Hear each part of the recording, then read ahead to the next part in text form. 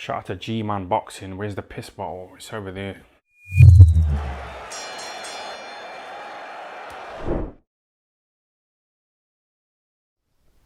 Alright, people.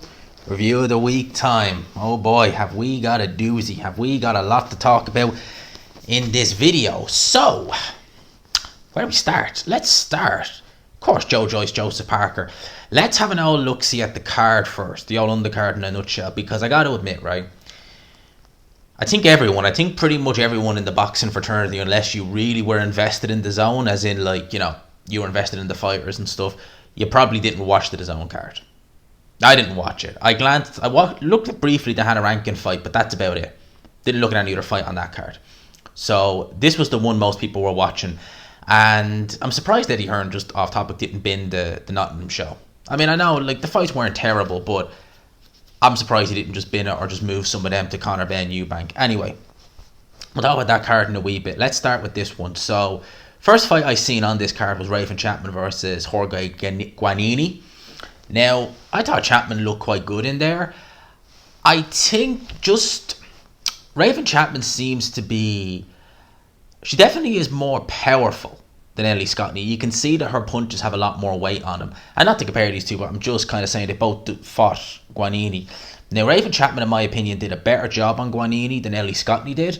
I just feel as though Scottney lacks Chapman's punching power, but I think she's more rounded in her game. There was times in there I was looking at Chapman and I was thinking a little bit one-dimensional, like not much shifting through the gears, not really much, changing things up a bit. But to be fair, that's only her fourth pro fight, and she's already beaten Guanini. I mean, again, I'm not trying to knock this girl or anything like that, but Stevie Levy in her fifth pro fight shouldn't have been anywhere near the ring with Guanini, and we saw the difference, the gulf in class between those two. So it shows that Raven Chapman is already at a decent level. I just think that, not to nitpick too much on her performance, it was a good performance against a tough opponent, someone who has had a bit of bad luck in her career. I mean, when she fought Rachel Ball, she was clearly out of shape, clearly wasn't in the good place in that fight physically, and that was a very close fight. She arguably could have won that fight. Obviously took the L against Scottney in a very, very close competitive fight. She fought someone else as well. Who did she fight? Jennifer Mandrin. So she's been in there with some good opposition, to be fair, former world champion, and obviously, as I said, a win over Stevie Levy in her fight before this. So, it's not a bad name, certainly not to have on your scalp, so that was that. We obviously had Nathan Heaney against Jack Flatley. I mean, they were never going to give Flatley the decision in this. It was a fifth round technical decision. Bad cut on Nathan Heaney's, I think, the side of his head from an accidental clash of headbutts, but 50 to, 55? They were never going to give Flatley. Like, Nathan Heaney was doing more of what he wanted, yes, but I suspect Nathan Heaney is a knockout waiting to happen. I really do. But he brings he's an insane ticket seller, and you want them on your cards, especially when you're kind of, you want to sell out a big arena, but you're a bit worried. You need people like Nathan Heaney on them. You really do. I didn't see the Esmond fight, but I heard the scorecards were a little bit, some people were debating them. I don't think anyone was debating that he won, but I think some of them felt they were a bit too wide. Anthony Kakacha, he's had such bad luck in his career. He was meant to fight on the Fury White show, but that got pulled at the 11th hour. I forget for what reason. And obviously Amanda Serrano back down to featherweight. More natural, I think, for her against Sarah Manford. I don't think he really did sell this as just a Joyce Parker show, to be fair. He really did. I definitely think that he could have made more at the fact that Serrano was going to be on the undercard, and she was the co-main. She was as well. So look, a good performance by Amanda Serrano. Will she get a Katie Taylor rematch? They'd do that. They'd try and do that probably in Ireland, on this side of the Atlantic more so. Would they do it again? Possibly. You never know. If the money was there, they possibly would. It was a good fight, the first one. And obviously we got to talk the main event, obviously Joyce, Joe Parker. This is one I'm going to put the phone out because I'll be talking about this for a few minutes now. Done a post-fight review on it, gave my 2 cents, picked Joyce to win by late stoppage, and I watched it again back this morning, and Joyce really put a beating on Parker. Now, Joseph Parker is 30 years old. He's not an old, by heavyweight standards, that's not old at all. If you have a heavyweight turning over at 30, you would say, oh, you've a good bit of time. You know, you've probably got, if you're lucky, 7-8 years, even at 30. Parker's been pro for a long time now. He's had some hard fights. The Dylan White fight was a very hard fight. This fight right here was harder than that. I mean, he took a bit of a beating in there. Let's not beat around the bush. Showed tremendous toughness, a good chin. But I wonder now, is the miles on the clock now? Because that fight right there, the Joe Joyce fight, will put miles on the clock. And again, like, I look at that fight and look, when I was thinking about this fight in my head when I was doing my prediction video, I was aware that Parker came in heavy against Chisora, but I really did think that Andy Lee would look at Joe Parker and think, okay, look, your best asset is your speed over this guy, and we need to get you light. We need you nice and light. And, you know, Parker, from pretty much after the Takam fight, as I said, he put weight on. He was in the 240s, and he never looked good. He looked worse, but for some reason, stubbornly, he just decided to stick with weighing in a bit heavier than what I believe he should be at. In the 230s is perfect for him. And now he's in the 250s. He just looks slower than anything. He looks slower than ever. His hand speed is still there, but his foot speed's not there. He's poor stamina. He's more stationary, less mobile. And for me, the right was on the wall when I seen 255 on the scale. I was like, he's going to get barred. He's going to get stopped late. Joe Joyce will outwork him. He'll make him work when he doesn't want to. And I think Joe Parker needs to... It's a strange one with Joseph Parker. You know, he's so close with Tyson Fury. And I think with Team Fury, they've seen obviously how good it worked for Tyson coming in heavy. And would you even say coming in heavy? Coming in probably at your more natural weight, where you're not boiling down. And they've thought, okay, well, that worked for Fury, it's going to work for you. But it's not necessarily the case. I mean, with Tyson Fury, his body probably, well, naturally would be probably in the high 260s to the 270s. So for him, he's able to retain a lot of his strength. Whereas if he was coming in like 255, there'd be a lot of weakness there. And we've seen that in some fights, like against Wilder in the first fight out of Aleem. We've seen that there was weakness there from the weight loss. So for Fury, he's just not losing the excess weight. He's just weighing in closer to his natural weight. But with Joe Parker, he's having to put weight on, excess weight, to be 255. So what benefit is that giving you other than you coming in heavier? Because you're losing your speed. You're losing your mobility. You know, as far as I'm concerned, what you're losing, there's no benefit to weighing in heavy. You're losing too much by gaining excess weight. And it's one thing that's always pissed me off about, you know, when I see fighters pack on weight unnecessarily, I feel. You know, Alexander Usyk does it a very good way. He's no heavier, I would imagine now, maybe a few pounds heavier, but that's the most, than he would have been when he was fighting a cruiserweight. You know, he understands that I have an advantage in terms of speed. I will never be able to match fire with fire, strength for strength with Joe Joyce. It will never happen. So what's the point? And I'm just using that as a hypothetical situation. Obviously, he fought AJ, but he's not going to be able to match someone who is naturally, although you could say AJ is probably not naturally 240, whatever, but nevertheless, he's still naturally bigger than Usyk. He'll never be able to match him strength for strength. So why play into the opponent's strengths and slow yourself down? Why not use your strengths? So I felt that's what Parker needed to do. He obviously didn't. So question is, what does he do next? Well, he's with Boxer, he's with Sky, and I wonder, because yesterday I was hearing some rumours. That there was a big event getting ready to be cancelled. Now, people actually messaged me on Twitter, and I was actually talking with Jamie about that. I suspected it was Shields Marshall, and he was kind of the same. Well, I'm seeing here now that the sources are actually saying that the fight that looks likely to be cancelled or postponed is Hughie Fury versus Michael Hunter. Yet again. So October 29th, it seems. Get that date out of your calendar.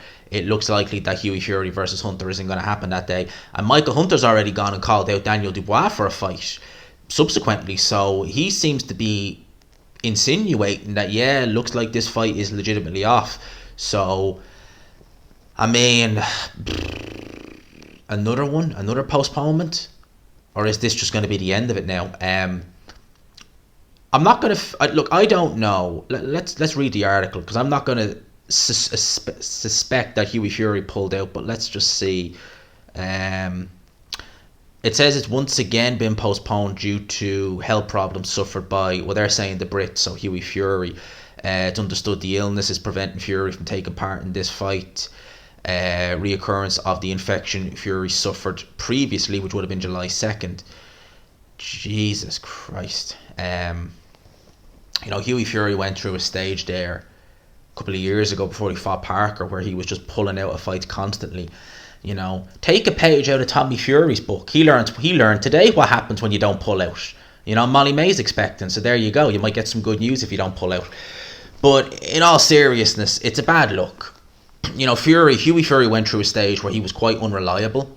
There was Anthony Joshua, there was talk of that fight, that didn't happen. There was Dylan White, there was talk of that didn't happen. There was several fights going back many years ago now.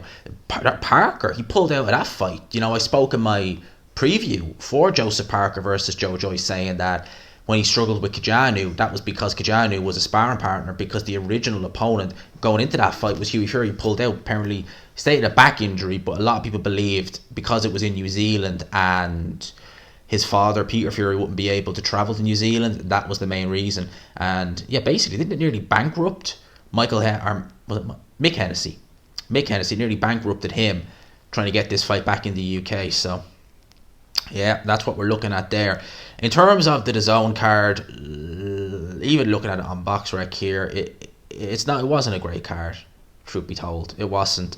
Solomon Darcy's UD, Bracamonte, he's a weird one, Bracamonte. He looked in terrible shape, but he was able to go to 10 rounds. Cyrus Patterson got the win. Hannah Rankin, massive shout out to Hannah Rankin every single time I've had her on. She's a fantastic fighter. She went in there with Terry Harper and just wasn't enough on the night. Terry Harper just done enough. I reckon they're going to look and get a Natasha Jonas rematch in with her. But massive shout out to Hannah Rankin. Tremendous heart, tremendous fighter. No doubt she'll be back. And Maxi Hughes, majority decision over Kid Galahad. I mean, that's back-to-back losses now for Kid Galahad. And yeah, Maxi Hughes is just going from strength to strength now, isn't he? When you think about it, this is a guy who was brought in to fight John O'Carroll 2 years ago behind closed doors as an opponent. That's literally what he was brought in there for. He got that win, and then he went and fought over in, I think it was Dubai, against an MTK prospect. And he beat him, and it's just been strength to strength. It's a really nice story to see. Maxi Hughes, I interviewed him back in 2020, and at the time he was working full-time in boxing part-time, training part-time and training on the weekends. And speaking with him, he's a great guy, an absolute gent. And I just felt bad because I seen this guy who was such a good guy, and it's like, it's bad that you can't do it full-time. And now he can do it full-time, and you're seeing the benefits of it. Yeah, I think Maxi Hughes is tremendous. It really does show. It shows me two things. That if you want it bad enough, you can get it. You can. And if you want to improve enough, you can improve. Your record isn't always an indication as to how good you are as a fighter. Maxi Hughes has 5 losses. But does that... Look at the fighters he's beaten now. He's got a win over Kid Galahad. His last fight, I can't remember the guy's name, but he did a good job on him. He's got British titles. He's IBO champion. Likelihood it's going to get a big fight in America probably next year. So if you're willing to put... Maxi Hughes is a great little story. He really is. And, it's not always about who's the best and who's the best managed. Sometimes it's about who wants it more. You take the fights when you get them. Sometimes you have no choice and you lose them. But that's not a knock on you. That's not saying you're a terrible fighter. The situation at the time wasn't ideal. It happened. But you don't let it define you. That's what I'm speaking G-Man, the motivational speaker. But it's true though. And massive credit to him. Massive shout out to Maxi Hughes. Absolutely fantastic to see him achieve things. And also, I want to address this card because obviously last night was a big night in Ireland for boxing because we have 4 or 5. I don't watch TV. So I don't know how many terrestrial stations we get in Ireland, to be honest with you, because I just don't watch TV. And I know we get some of the UK terrestrial stations too, but there's one called TG Catter. Catter means 4 basically in Ireland, so it's TG4. It's 4 in Irish. And they showed a boxing show that was on up in Belfast, and it was headlined by Eric Donovan. Now he fought a guy called Kalal El Hadri. Yeah, Paddy Donovan and Michael Conlon doing the punditry. And Paddy Donovan actually is a good little pundit. Actually, I have to say, Paddy Donovan is a good prospect. He's a welterweight, and he's a good pundit. I had to say I was quite impressed by his punditry skills. He's very good on the mic and really seems to know what he's talking about. But this was on terrestrial TV last night, And if you can find a copy of this fight, Eric Donovan versus Kalal El Hadri, I'd recommend you watch it. Donovan won the EBU European Super Featherweight title last night. That was a goal for him. And Donovan has been on, he had that fight against Zelfa Barrett in fight camp a few years ago. He done a very good job before getting stopped. And then obviously he fought Rabisi Ramirez at the start of the year. Rabisi Ramirez is a world level operator, no shame in losing to him. But he always stated that his dream was to win a European title. And I have to say, he fought his absolute heart out in that fight. He was given a count in the 4th round. I felt that was a little bit harsh, to be fair, because the referee ruled the ropes kept him up. Yeah, he did fall into the ropes, but I've seen referees for a lot worse than that not call a knockdown. I did feel it was a little bit harsh on Donovan, to be fair, but he was able to regroup. He showed tremendous heart, as I got smashed up pretty bad, but he was able to win that fight on points, won a UD. And it was crazy to watch. I've not always agreed with Eric. I've met Eric Donovan, and he's a great guy. I've not really agreed with some of the things that he's come out with, in the past, but definitely I've got respect for him. He's come through some very, very hard times, and to watch him in that fight last night, again, if you haven't seen this fight, I'd recommend you watch it. It was actually a very, very good fight. Donovan showed tremendous heart. He really did, and it was a razor close fight. I think they all had it 5 rounds to 7. So it was a very, very close kind of fight that could have went either way. But he won that fight, and fair play, credit to him. He kind of said afterwards he doesn't know what he's going to do next. That was his goal. He's achieved his goal, but he was top at a homecoming in Kildare. He's from Athy, which is about an hour away, maybe a bit more than that actually, but around about an hour away from Dublin. But yeah, I'd love that. That'd be great if he could get a homecoming down there. On the undercard was Tommy McCarthy. This was his second fight after Chris Billum-Smith. Gotta be frank, he looked absolutely awful in there. There's talk about him fighting for a world title in the future. Based on what I seen last night, he's going to get sparked out if he goes anywhere near a world title, based upon what I saw last night. He looked terrible. There was a fight between these two, Owen Duffy and Dominic Dunnigan. I've seen both of them fight live. Dominic Dunnigan is absolutely garbage. Owen Duffy is a trier. That's the best way to describe it. It was a good fight. It was actually a good little fight. Both guys are... Yeah, they've lost, but they're both from Cavan, County Cavan. And it was an all Cavan affair. Owen Duffy won by a 5th round knockout. He actually knocked Dominic Dunnigan out. He was down in the 2nd round. This was a good little scrap, I have to say. But yeah, Owen Duffy's a trier. I give him that. Dominic Dunnigan's absolutely garbage. No disrespect to him, but I mean, boxing, mate, seriously, it ain't for you. I know that sounds harsh, but it ain't. I mean, I've seen him fight live, and I thought he was garbage then. He was undefeated then, and he's looked a lot worse since then. That was a few years ago now. So that was the fight. Oh yeah, and obviously Shakur Stevenson got a win over Conseil Seu on Friday. Shakur Stevenson is moving up to 135, which is good, but I'm not giving him a pass. He missed weight. He was stripped of his title, and that's unprofessional as far as I'm concerned. You shouldn't be missing weight. Should not be missing weight. If Shakur Stevenson was struggling that bad to make this weight, he should have just said, right, I can't do it. Can we make it non-title, whatever, rather than going through the weigh-in and stuff like that and potentially dehydrating yourself, pretty badly. So, he's moving up to 135 pounds now. It's going to be very interesting to see how he fits in at the weight. Him against Haney, that's, yes please, I'll take that, I'll have that. So, Triller announced a few weeks ago that they were done with boxing. Done with boxing. Not happening, done with boxing. But no sooner have they announced that they've announced a show. So, October 22nd, market in the date, lads, market in the date. Just wait until you hear this. Triller are going to have Kenzie Morrison, Jose Luis Castillo, Jr., Roberto Duran, Jr., and Steve Cunningham, Jr. So they are bringing out all the juniors. And obviously Kenzie Morrison is the son of Tommy Morrison. So they are bringing out all the juniors. Yeah. You're not going to fool the hardcores into thinking these are Jose Luis Castillo, Roberto Duran and Steve Cunningham. But yeah, look, they're obviously trying to build on the next generation. Again, it's very rare you see sons of fighters eclipse or come close to eclipsing what their dads have done. Very rare. Floyd Mayweather has. Michael Hunter, who his father, Michael Hunter Sr., who was a heavyweight contender in the 90s, he had heart. You'd probably say Michael Hunter has done more junior now than his father did, to be fair. But Michael Hunter Sr. was a game. He's dead now, RIP. I think he died in 06. but very game as Michael Hunter Senior. Very good contender in the 90s, so he was, but he was kind of always a contender, more so than ever really getting to the top. But the 90s was a stacked division, to be fair. Eddie Hearn has declared that he's already talked about Canelo potentially fighting Bivol Ramirez winner next year. So he says absolutely Canelo will remain with Matchroom. Interesting. The price for DAZN's pay-per-view of Conor Benn versus Chris Eubank Jr. will be £20. That's steep. Thought it would have been cheaper than that for DAZN, but this is going to be a big event. Big event. Big drama show. That's what it's going to be. So, look, the undercard's garbage. There's no ifs or buts, it is. I've heard rumours as to why that is, so I'm not going to get into that. But, yeah, I want to watch this fight. So we're going to watch it.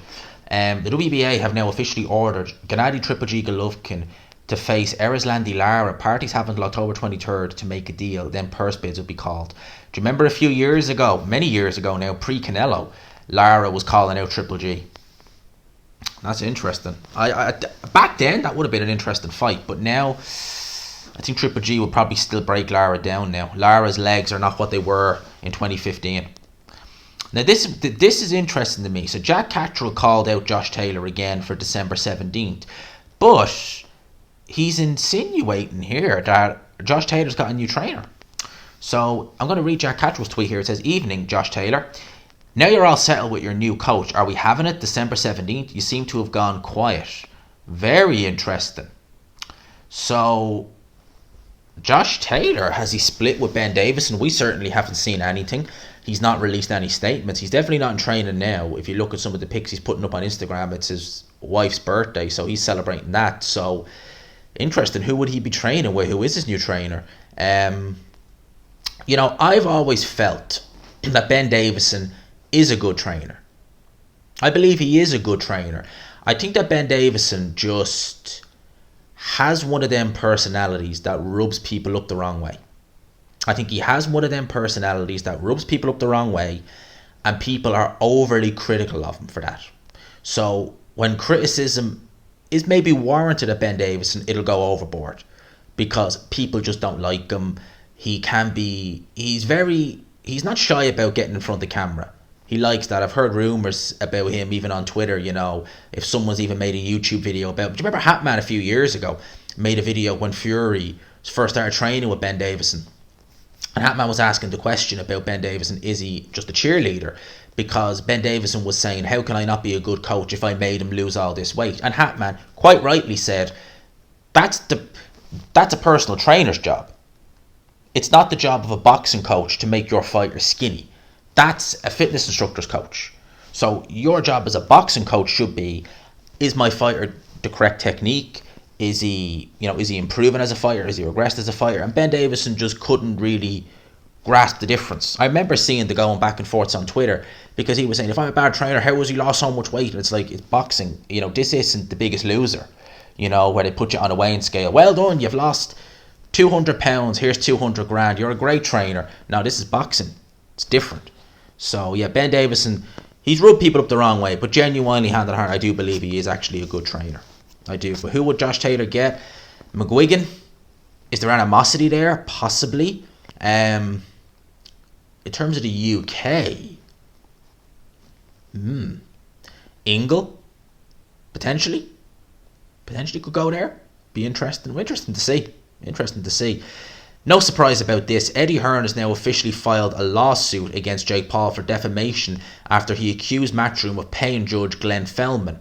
Hearn claimed Jake made an outrageous, false and baseless allegation and is now seeking damage in excess of $75,000. To be expected. Silly allegation. You know, making an allegation like that and recording it on a video and letting it go live, you're just asking for trouble. An allegation like that, if you suspected it, there's ways of saying it without actually saying it, if you know what I mean. But to just come out and flat out say it, you are putting yourself in front of the firing squad at dawn, mate. Doing that. Seriously. The Tyson Fury Anthony Joshua scenario, when is it going to end? When are we going to get clarification? We might get something tomorrow, we might not, who knows. Tyson Fury has now declared that he will move on from the Anthony Joshua fight if this is not done, if the contract is not signed by Anthony Joshua come what, Monday. Frank Warren has revealed that BT Sport and the Zone representatives will meet on Monday to discuss working together on this fight. He believes most of the legal issues, or the issues, are going back and forth with the contracts have now been resolved. He said that at the fight last night. So here we go. Let's see what happens. Josh Warrington will defend his IBF title against Luis Alberto Lopez, Leeds Arena on December 10th. I suspect Ebony Bridges will be out on that card as well. It seems to be kind of what Eddie Hearn's doing with her now, getting her in on the Leeds cards because she obviously is a big Leeds fan. Seems popular in that part of the world. So there you go. You'll have Josh Warrington, more than likely Ebony Bridges as well on that card. So we have that. That's a risky fight for Josh Warrington. I'm not trusting him. I don't trust him after those Lara fights. I know he beat Kiko, but Kiko's seen better days, but I still don't trust. I'm not trusting Josh Warrington after those Lara fights. I really haven't. Joe Joyce obviously called out Alexander Usyk straight after the fight. I didn't touch on this as much earlier in the video, but yeah, Joe Joyce called out Alexander Usyk. He says, "I'm very feel. Let's get it on." He's in a very good position because if Alexander Usyk fights Tyson Fury and say he wins and then retires, he's in a very good position to get upgraded to full champion. And if Alexander Usyk wins or Fury wins, whatever, he's in a very good position to get the winner. So Joe Joyce, it's looking good for him now. Frank Warren already said they're eyeing February or March as his next fight. So sky's the limit for Joe Joyce. Very, again, tremendous performance last night, really was. But Hearn said on Seconds Out that there's no way this gets signed on Monday. It's not about Joshua Fury. If he wants to put a time frame of Monday, then it's clear to the whole public he doesn't want the fight. So, very, very interesting. I hope to God, because there's been talk, we've seen Fury and Manuel Char having a few looks at one another and stuff like that. Please God, I don't want to see him fight Manuel Char. Just, if he's fighting Otto Wallin, makes the most sense. Have that rematch with Otto Wallin if you want to have a run out. Gives you a bit of an idea of what Alexander Usyk is and stuff like that. Do that. Just do that. Just please, for the love of God, don't be fighting Alexander. Don't be fighting Manuel Char. Please, for the love of God, don't do that. Please don't do that. Frank Warren has stated that I expect this too, to be fair, Demetrius Andrade to pull out of the Zach Parker fight after Warren won the purse bid, 305 grand as the lone bidder. He said John Ryder will be next in line to face Parker for the interim WBO super middleweight world title. Yeah, that doesn't surprise me at all if he did, because truth be told, Demetrius Andrade has been getting paid very good money for very straightforward fights. He is not, you're talking what, a little over 100 grand to fight Zach Parker, when you've been getting paid, more than likely been getting paid, how much? Probably £1 million to fight Luke Keeler and Jay Quigley. That's just, he's not going to take that fight. He just, for money wise, he's just like, what's the point? I've made more money in my career. I've made more money the last two fights fighting guys who are not as good as Zach Parker. Why the hell would I fight him for, in his probably opinion, pennies? So there's that as well with the Demetrius Andrade situation. I really don't know what he's going to do from now, to be honest with you. I mean, it's just, I really don't see where he goes. It just seems like his career is just kind of in limbo again. It's been in limbo a few times for Demetrius Andrade. It really has. So I think that's pretty much what we can end review of the week on. It's been a good one. I think we've done a little over 20 minutes. We've got most of what we wanted to talk about in here. So I think I might even premiere this tonight, lads. Do you know that? I might even do it if I can get this uploaded quick enough and I can get a thumbnail. I might even premiere it tonight.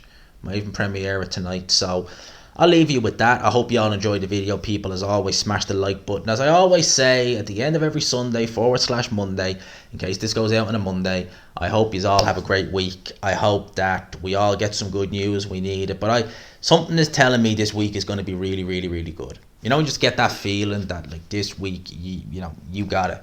I have that feeling about this week. This week it's my birthday this week as well, so that's another thing. But I think this week is going to be brilliant.